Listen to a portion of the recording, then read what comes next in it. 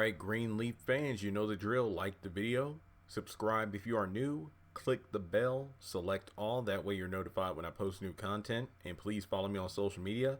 Links are in the description below. Now, what we're looking at right here is the fact that we know that Grace is going to New York for the interview. Her family's pretty much hyping her up. Like, look, there's no doubt you're going to get the job, so there's no need of you coming back. Now, I think that it goes about saying if Grace indeed gets the job, which honestly, I don't see a reason why he, I mean, she isn't, I could see her maybe, yeah, if Grace gets the job, let's say, and again, this is kind of the idea of a potential spinoff that's Grace focused, but it's been pretty much made clear that any Greenleaf spinoff, and look, a lot of people are saying Delilah is not the spinoff. Honestly, I don't really care whether it is or isn't. This is mainly Grace focused. Whatever the future of the Greenleaf series may be in the form of a spinoff, I think whatever takes place, Grace will already be in New York. Like it's a no-brainer. She will get the job. It's a no-brainer that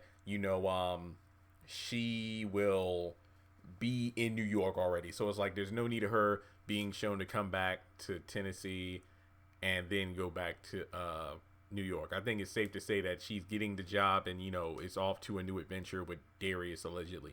So if she stays in New York, this is video, I guess you could say, is like putting the pieces together of what Grace could be up to in New York, regardless if there's a series focused on her or not. But I mean, when you really think about it, you look at the fact that she was wearing a white outfit, at the end of the series, pretty much, Jesus, born again in all white, cleansed of everything, is off to a new chapter. That's pretty much Grace in the sense of she pretty much is saying goodbye to her old life with her family, and then she's off to her new life in New York. So, her, AJ, Sophia, everybody's on pretty much good terms. Most of, I mean, she put the money into a trust fund for Sophia and AJ, so they got the money. So it's not, obviously Grace probably didn't put every cent in there, but she put a good portion of what Lionel left her. That way, the money isn't causing any more problems. But either way, we're looking into a situation where Grace is going to be starting fresh, but in a new environment. I mean, this isn't the church environment anymore. This is a, secular world. I mean, that takes me back to my Liberty University days, because it's like anybody who was a speaker in convocation who wasn't a pastor or whatever, like the person leading the congregation would say, we're glad to have a speaker here who's a Christian in the secular realm of the world. Which, to be honest, every time, and not to kind of make this about me, but kind of being in that environment, which again, I did like Liberty, but overall it did feel weird in some places. Whenever they used the word secular, it almost made it seem like a demeaning thing. It's like, if you do anything that's non-Christian or anything like that in regards to your career path, then that's like, almost like a bad thing, even though you could be successful. But that doesn't mean you have to, live in the dog eat dog world mentality, even though that's really how you make it for the most part. So when it comes to Grace, it will be, I mean, for me, I would personally feel like I could relate to that show a lot. Even if it was a Zora and Sophia kind of spin off in New York too. I mean, you have these two individuals who grew up in a church family and whatnot.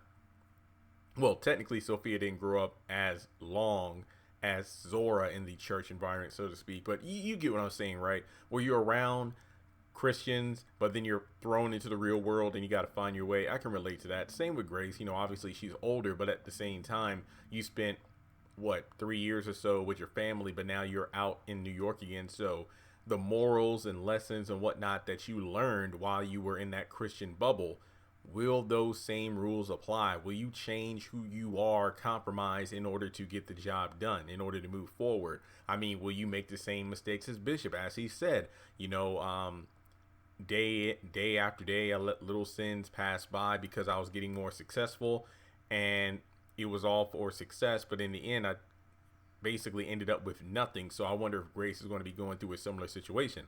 I mean, I feel like her and Darius will be pretty grounded. They got each other's back.